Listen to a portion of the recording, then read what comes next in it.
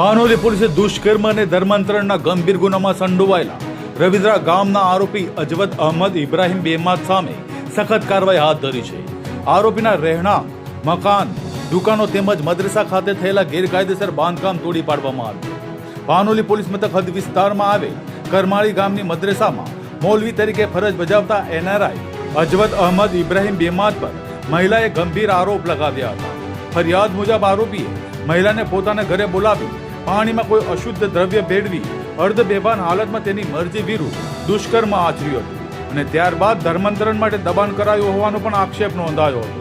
મહિલાની ફરિયાદના આધારે પાનોલી પોલીસે ભારતીય ન્યાય સંહિતા 2023ની કલમ 64(1) 123 351(2) તેમજ ગુજરાત ધર્માંતર અધિનિયમ 2003ની કલમ 4 હેઠળ ગુનો નોંધી આરોપીની ધરપકડ કરવામાં આવી.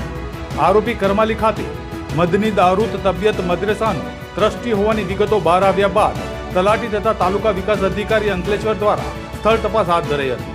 તપાસ દરમિયાન જાણવા મળ્યું હતું કે આરોપીએ રવિન્દ્રા ગામે પોતાના રહેણાંક મકાન, દુકાન અને મદ્રેસાના આગળના ભાગે પરવાનગી વિના ગેરકાયદેસર બાંધકામ કર્યું હતું અને જરૂરી લેખિત કાર્યવાહી પૂર્ણ કર્યા બાદ ગ્રામ પંચાયતની ટીમ તથા પાનોલી પોલીસ સ્ટેશનના સ્ટાફની હાજરીમાં બિનઅધિકૃત બાંધકામ તોડી પાડવાની કાર્યવાહી હાથ ધરવામાં આવી હતી.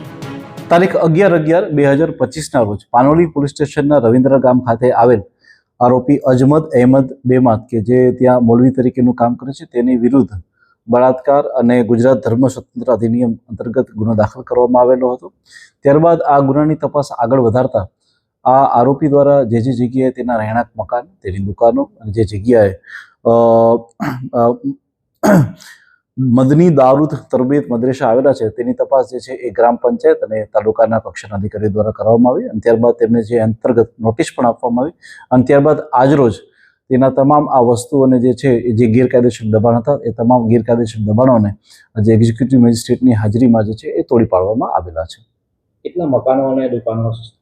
એ લોકોનું જે રહેણાંક મકાન જે હતું એ કે જે એમના ખુદના નામે હતું અને ત્યારબાદ એમની જે દુકાનો હતી કે જેની આગળના ભાગ અને જે બાકીની વસ્તુ ગેરકાયદેસર હતી કે જે દબાણમાં તેને અને ત્યારબાદ મદની દારૂ તરબિયતના જે આગળનો ભાગ કે જેણે ગેરકાયદેસર રીતે બનાવેલો હતો આ તમામે તમામ વસ્તુઓને આજે રોજ જે છે એ આજે તોડી પાડવામાં આવેલા છે. આરોપીના 10 દિવસના રિમાન્ડ ઉપર હતા સાહેબ, શું વિશેષ કોઈ માહિતી બહાર આવી? જી બિલકુલ, અમે માહિતી તપાસ દરમિયાન આવી છે કે તેના વિરુદ્ધ આની પહેલા પણ ગુનો દાખલ થયેલા છે અને એ ગુનાના કામે જે છે એનો પાસપોર્ટ પણ જમા હતો. એ પાસપોર્ટ દરમિયાન એ કોર્ટની પરમિશન લઈ અને એ બીજા કન્ટ્રીમાં ગયા હતા, જે બાબતે પણ હાલમાં ઊંડાણપૂર્વકની એક તપાસ હાલમાં ચાલુ છે.